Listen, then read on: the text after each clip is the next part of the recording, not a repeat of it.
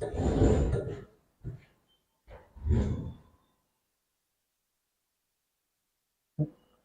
evening, aspirants. Welcome you all to the daily current affairs session brought to you by Ganesh IAS Academy for the date 30th June 2023 for the news which appeared in Indian Express newspaper. Okay, let's get straight into the today's current affairs session. The first news is India's from the heading itself we could able to know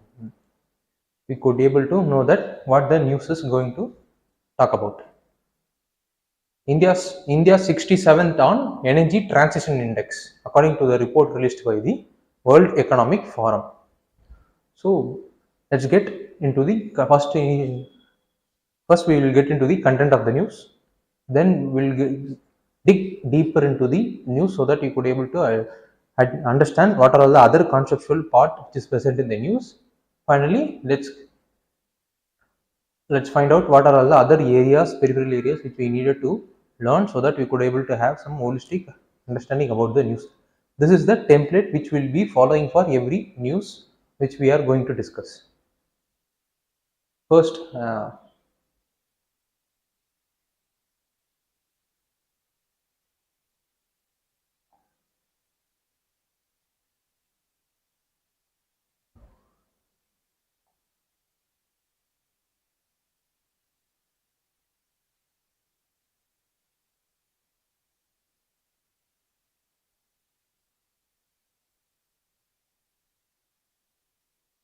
about the news. India ranks 67th on Energy Transition Index, according to the report released by the World Economic Forum. The World Economic Forum said that the global energy transition has plateaued. Plateaued means stagnated because of global energy crisis that is taken place due to the result of war, Russia and Ukraine war, and the some geopolitical tension. But India is among the countries that have made some significant improvements in the global energy transition. France was the only country in the G20, only country from the G20 group to get a rank in the top 10. So this was the news that appeared today, and this is the content of the news. Since the report is being released by the World Economic Forum, first we have to know about the World Economic Forum itself. It is a non-profit organization established during 1971 by the economists Klaus Schwab, and he is the chairperson since then. It is largely funded by the partnering corporations, that is member countries as well as some partnering corporations. The forum strives in all its effort to demonstrate entrepreneurship in the global public interest without affecting the governance of the country. This is what the objective of the World Economic Forum is. This is the thing which you have to know for the World Economic Forum, not only for World Economic Forum, but every other international institutions. We have to know about their origin, founding members, as well as the objective, because the objective under which the organizations have been formed. This is the template which we needed to follow for every other international organization while we are learning the current affairs.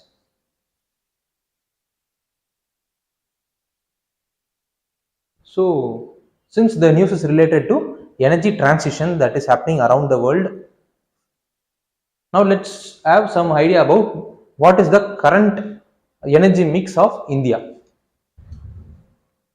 So this is the factual part which I have taken from the government website. First,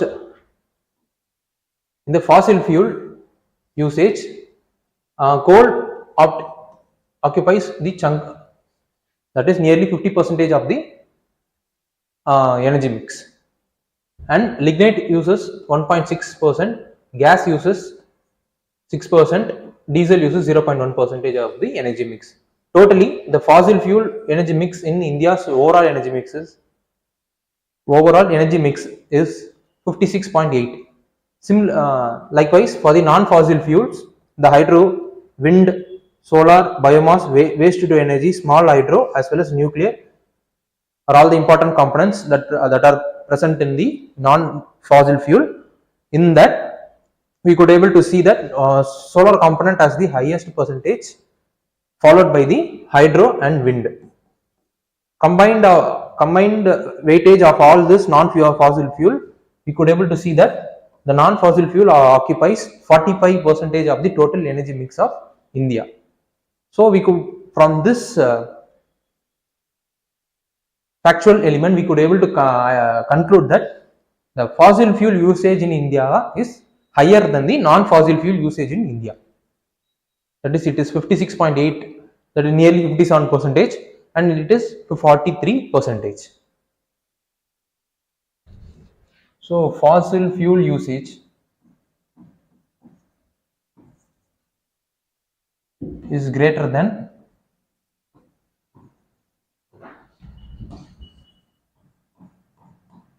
non-fossil fuel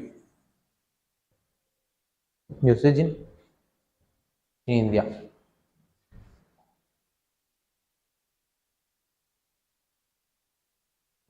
In the recently concluded Conference of Party at UNFCCC, India has made a 5 commitment to the global convention. It is called as Panchamrit of India's climate goal. Panchamrit means 5 goals that India has made to the UNFCCC. First is to reach the 500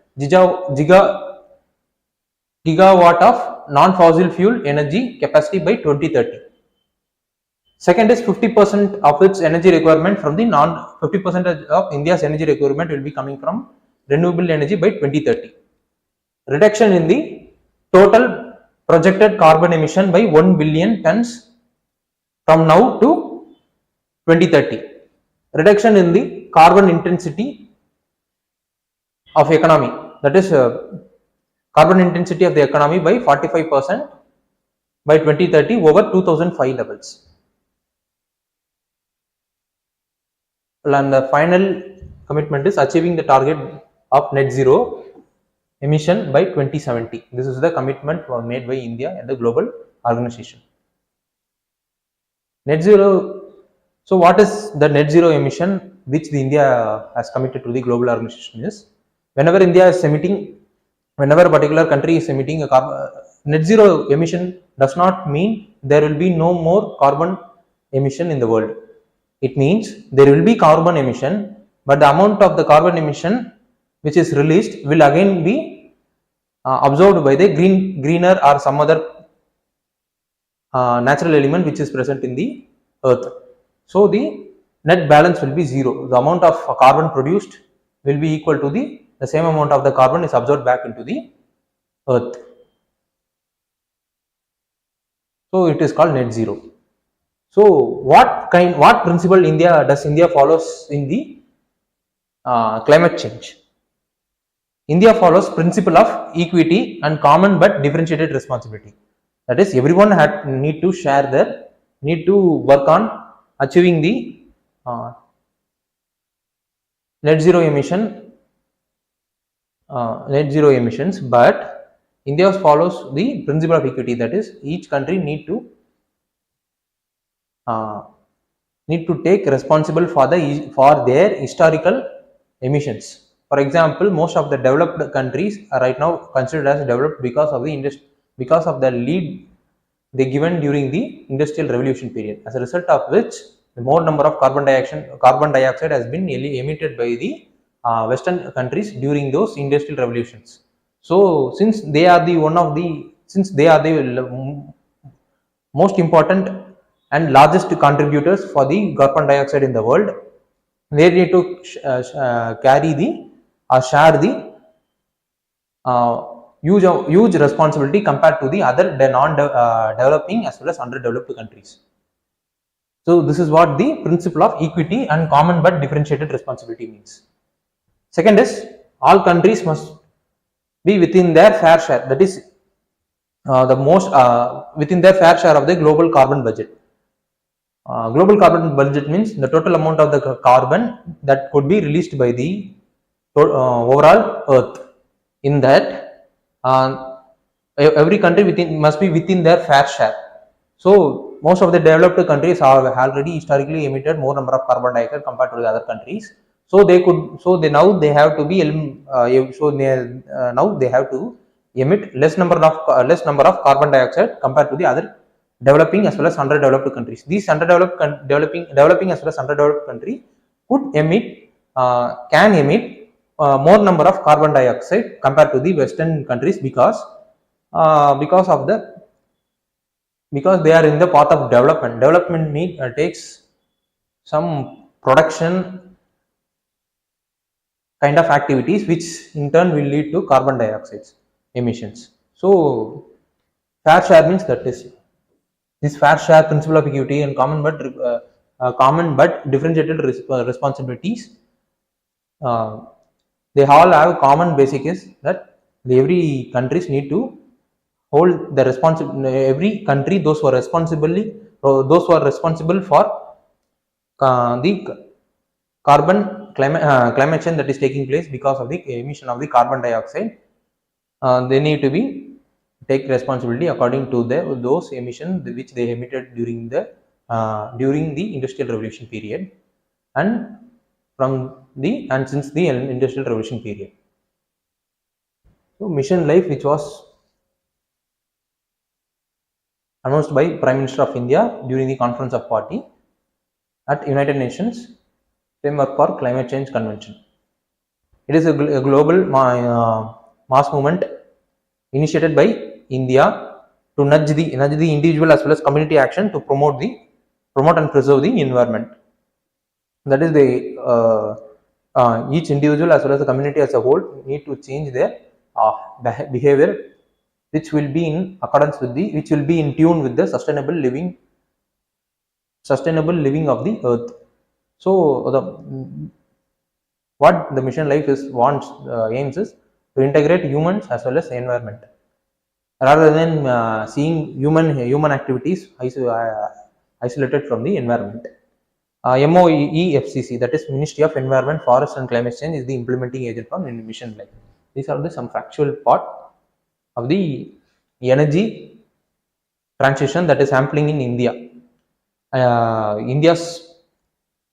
What are all the India's commitment as well as what are the India's principle and what does the mission life means. These are all related to energy transition of India.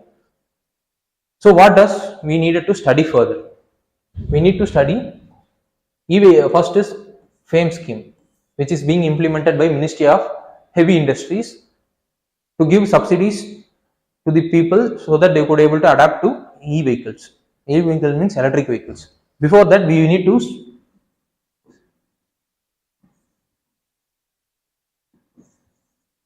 e-vehicle policy of India. Second is International Solar Alliance, which is pioneered by India and France. Who are all its members and where the headquarters of the ISA, that is International Solar Alliance, is located. What is the objective of this alliance formation? So we have to have a look into it. Third is we have to look into the schemes and projects which is right now being implemented by the Ministry of Renewable Energies. Ministry of Renewable Energy is implementing projects according to the renewable departments. For example, the solar department will be handling solar projects. Wind department will be handling the wind energy projects. So on. Similarly, other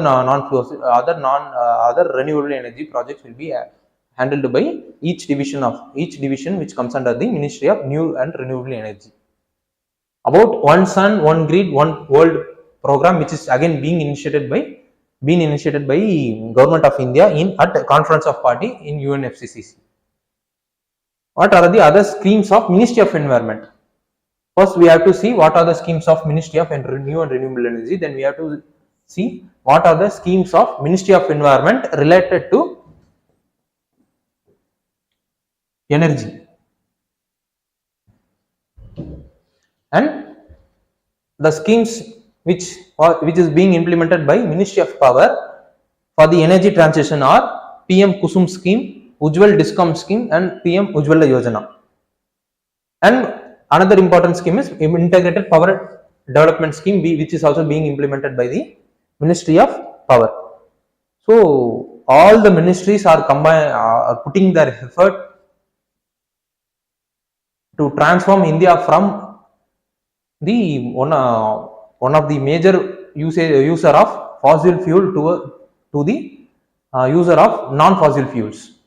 So these are all the things which we needed to study further, so that we could able to have broader outlook about the energy transition that is taking place in India.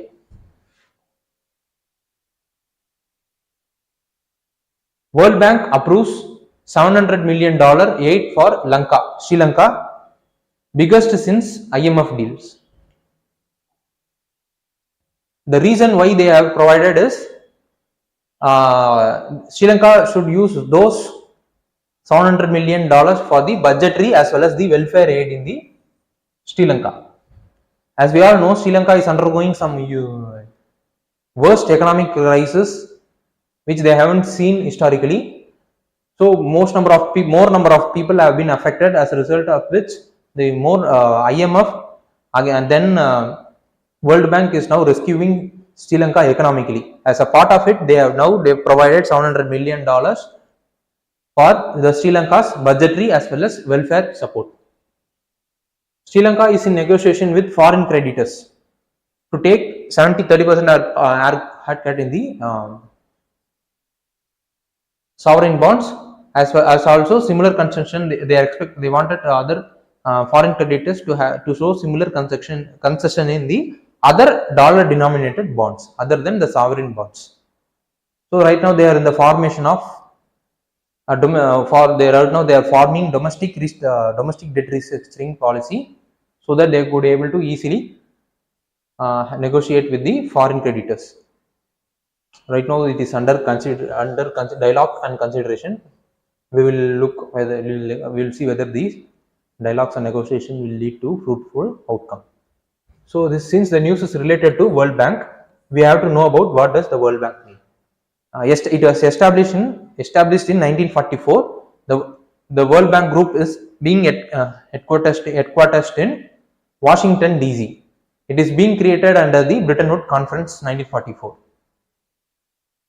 The World Bank is a vital source of financial and technical assistance to developing countries around the world. That is, they mainly provide funds for the development project which is being currently implemented in the implementing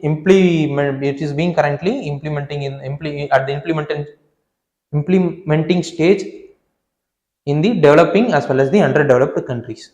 World Bank has 5 institutions, namely IBRD, IDA, IFC and IC, SID, MIGA. These are all the 5 development banks which comes under the World Bank group. World Bank, as we have said, they have 2 goals. That is to end the extreme poverty by decreasing the percentage of people living on less than $1 a day to more than 3%, to no more than 3%. That is, they wanted to reduce the person those who are living under poverty to less than 3% by 2030. World Bank considers $1.90 as the slab rate for below poverty line, and the people those who are earning $1.90 a day, below $1.90 a day, will be considered as poverty in poverty. This is the criteria being considered by the World Bank. Promote shared prosperity by fostering the income growth of the bottom 40% for every country. That is, again, they wanted to rescue the people those who are in bottom 40% in every countries. Bottom 40% means people those who are in below poverty line in all countries. Basically, they wanted to raise the standard of living of people. For that, raising the standard of living of people, the development is one of the important instrument. For the development needs to take place, for that development, the World Bank will be gives fund for the implementation of the development projects. See, World Bank provides low interest loans, zero to low interest credits, and grants to developing countries. So they used to co-finance with some other governments and multilateral institution, commercial bank, and export credit agency, and private sector investors. So these are all the things which we needed to study about World Banks. And about IMF. IMF is also one of the important multilateral bank which was created under Bretton Woods Conference in 1944. The IMF works to achieve the sustainable growth and prosperity for all of its members. That is one of the objective. And major important thing is, unlike development banks means World Bank, IMF does not lend for specific project. They only provide financial support to the countries hit by the economic crisis, and they will act as the rescuer of those countries being hit by the economic crisis and enable them to travel in the safe economic path. Reason for what are the Sri Lanka is being hit by the has been hit by the economic crisis. First important reason is COVID-19 pandemic. As Sri Lanka's forex reserve is mainly dependent on its tourism industry. We all know that because of the COVID-19 pandemic, there was severe restriction in the movement of people. As a result of which, the people could not be able to travel from one country to another country. So, the first sector that got hit in the Sri Lanka is the travel industry, which is the huge contributor for the forex reserve in the Sri Lanka. Second important reason is Eastern bombing, which took place in 2019. That also led to reduction in the tourist in the country, in the Sri Lankan country. Third is wrong policy. For example, they suddenly, over the night, government has ordered that from tomorrow onwards, the chemical fertilizer will be banned. Every farmers need to cultivate the land using the organic farming. This kind of sudden and what to say, sudden ஒரு நெகட்டிவான பாலிசியை வந்துட்டு frame பண்ணதுனால வந்த one of விளைவு தான் பார்த்தீங்கன்னா economic crisis. இதுவும் ஒரு reason. And China's debt trap. As we all know, China is they wanted Sri Lanka badly to control the Indian Ocean, so that they have purchased the Hambantota port from the Sri Lanka for 99 years lease.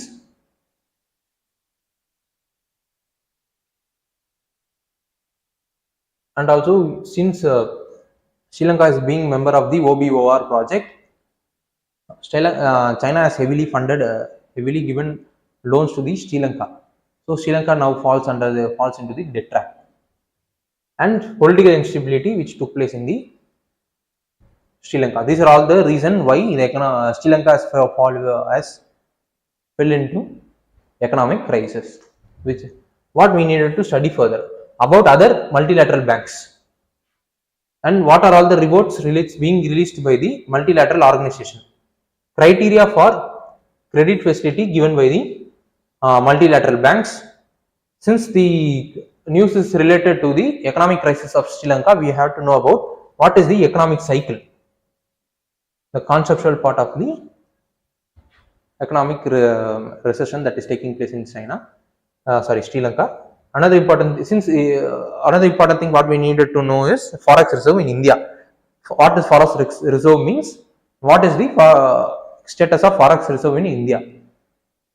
Because Sri Lanka is suffering from balance of payment crisis, so we have to know about forex reserve in India. அப்படின்றத பார்க்கணும். Another important news is New Zealand became the first country to ban plastic bags. From the heading itself, we could able to know that New Zealand has banned the thin plastic bags that supermarket customers used to collect their fruit and vegetables. About plastics. So, since the news is related to banning of single-use plastics, thin plastics, which is being used by the supermarket customers, we have to know about what is plastic means. Plastics are polymers. All plastics do not have the same types of arrangement of units. The plastics could be easily moldable, so they could be easily could be deformed or could be transformed into various shapes. Plastic can be recycled, reused, colored, melted, rolled into sheet or made into wires. Plastic which gets deformed easily on heating can be known as thermoplastics. Example, polyethylene and PVC. These plastics could be easily deformed using heating. They could be, and the plastics which does not deformed by heating is called thermosetting plastic. Example, bakelite and melamine. The bakelite is poor conductor of heat as well as electricity. So they are used for making switches as well as electric wires and various other utensils. Since they are poor conductor of heat and electricity, they don't produce any kind of electricity leakages or electricity shock in the when electricity leakage or shock when they are covered, when they are used for covering the electricity.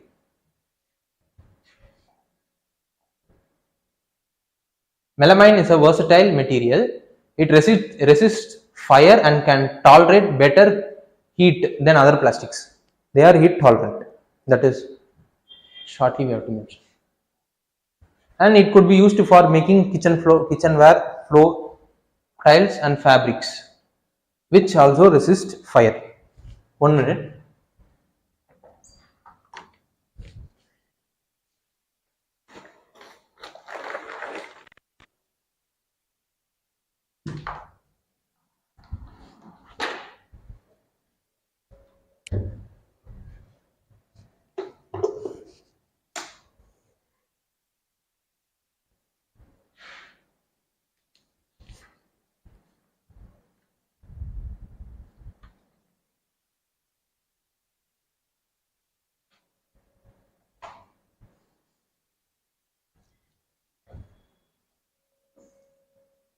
What are single-use plastics?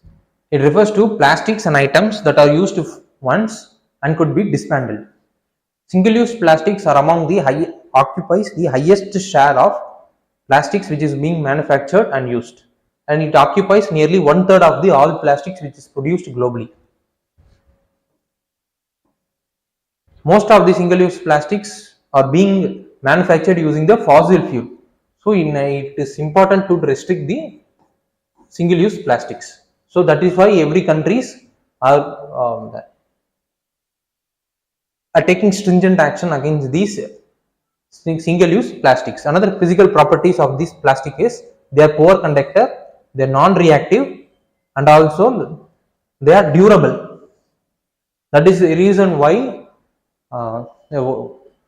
because once it is produced and it is released into the environment as a waste means it is very difficult to collect it back, because it is not degradable and it is also durable. So it will create some mischiefs in the environment. It will affect the ecosystem as the whole. So all the countries, not all the countries, most of the countries are using some stringent criteria to cut the single-use plastic usage in their own countries. So what we need to study further. In India, the usage of single-use plastics being restricted under the Act, Environmental Protection Act 1986. So we have to know about the provisions of the Act, under which ministry this Act is being implemented, and who are all the people and who are all the implementing agencies are the stakeholders in the Environmental Protection Act.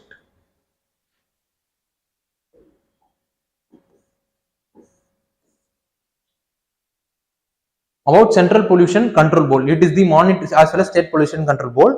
Both these two boards are the monitoring agent of illegal use of the single-use plastics in India. What are the other international conventions related to the plastics? And about Air as well as Water Act. That is the statutory act, which is also again an act which is used to regulate the environmental degradation in India. So we have to know about the provision of this act, under which ministry the act is being implemented, and who are all the stakeholders of this act.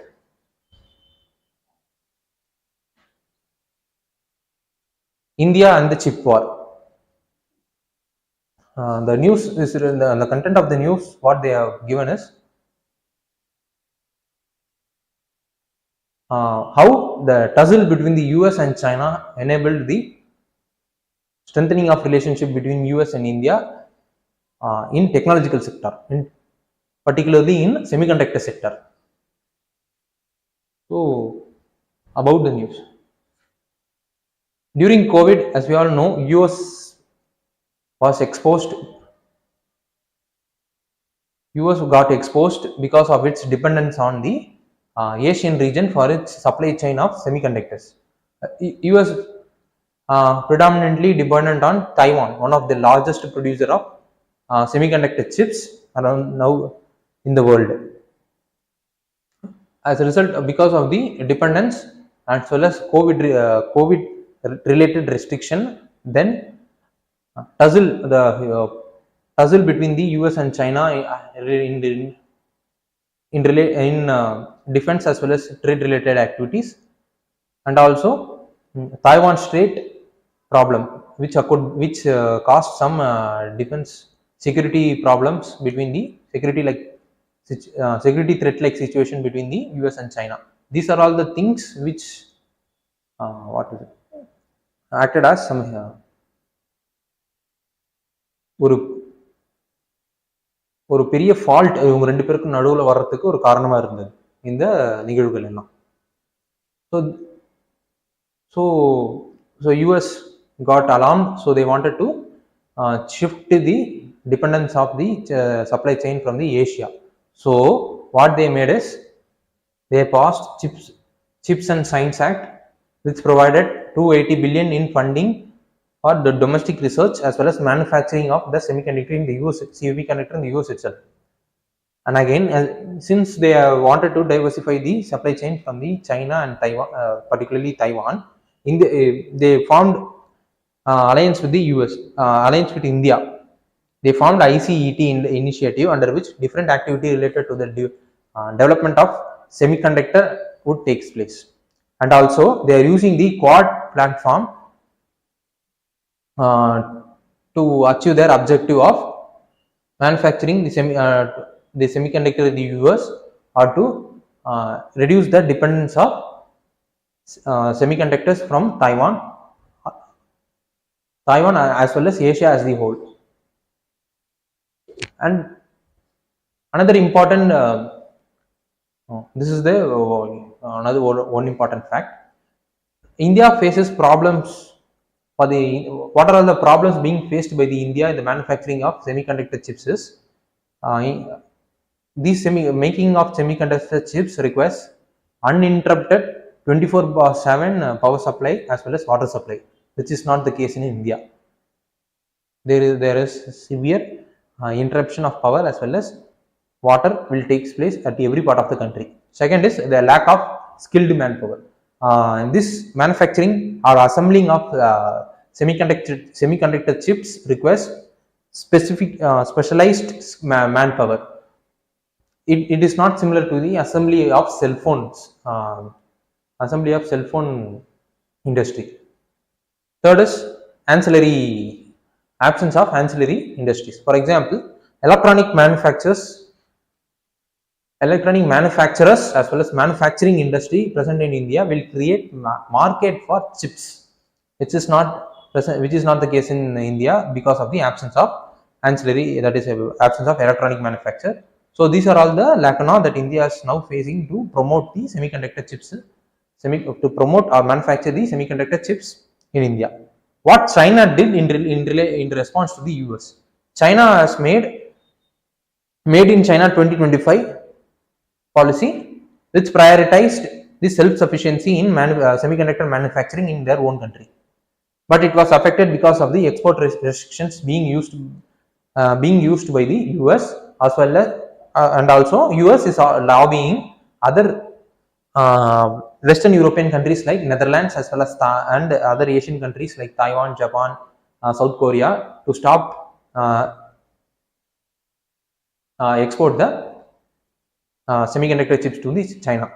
So as a result of which, this progress of made in China project is being staggered or delayed.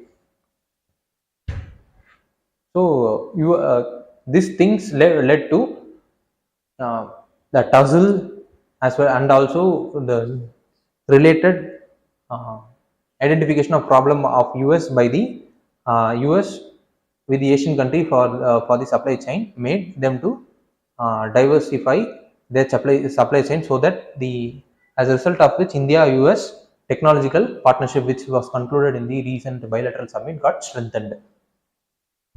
This was the news content of the news.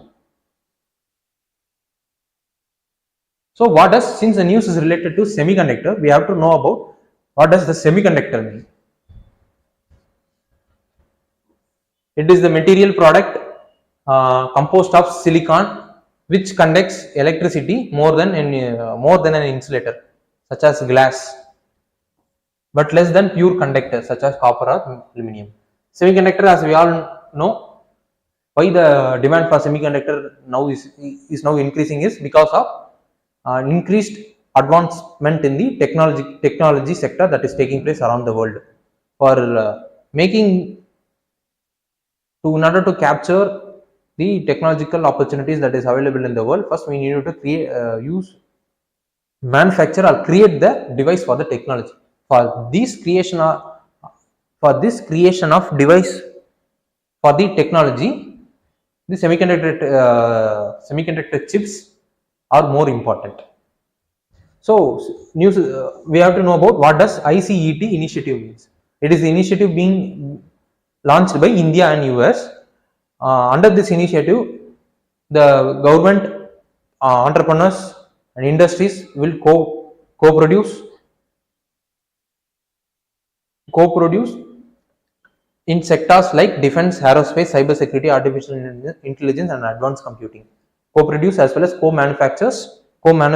manufacture in sectors. So what we needed to study further, we have to know about, since we studied about ICET initiative, which is the technological cooperation between India and US, under which co-production as manufacture and co-manufacture in the area of defense, cybersecurity, and aerospace, etc. will be taking place. Under this index X, under ICET, the index S was created. The index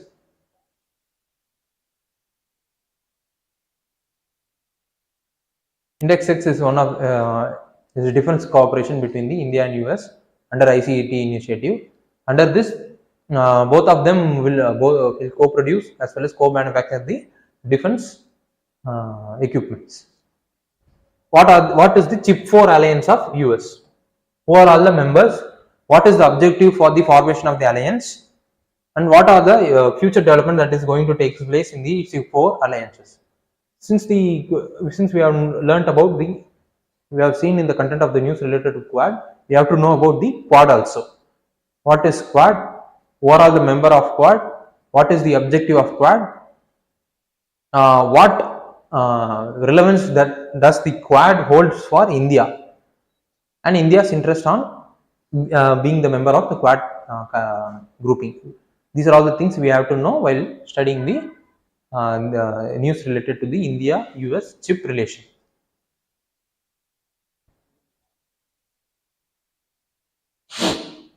So let's get into the previous year prelims question which was asked in 2022. Which one of the following is in the context in which the term qubit is mentioned?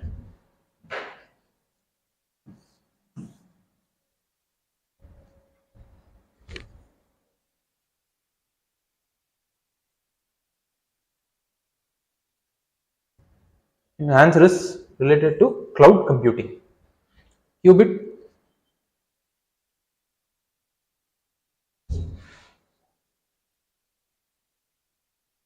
Second is related to plastics, which was also asked in 2021 prelims. Bisphenol A cause of concern, is structural key component in the manufacture of which of the following kinds of plastics? The answer is polycarbonate. So we have to know about bisphenol A also. This is the kind of question which the UPSC could ask whenever there is the news related to banning of single-use plastics or any other news related to plastics. So another thing is UPSC mains question. Quadrilateral service dialogue, that is Quad, is the transforming itself into the trade bloc from the military alliance in the present times. Discuss. So in the previous slide only I have asked students to learn about Quad. What is the relevance of Quad for India? What are the future significant that it holds for India? அப்படின்றது நான் இப்போ சொன்னேன். அதே மாதிரி questions வந்துட்டு 2021 I think so they have asked the question related to Quad. So I want those aspirants, those who are watching this current affairs session online, please do comment the stuck points or key points for the mains question which you are seeing in the right now on the board. Please do comment so that we could able to have enrich our stock points, as well as we could able to learn from the view points from the others, and so on and vice versa.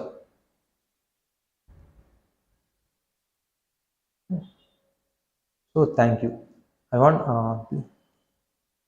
please do comment, subscribe to the Ganesh IAS YouTube channel, so that you could able to receive the daily notification related to daily current affairs session and any other session brought to you by Ganesh IAS Academy. Thank you.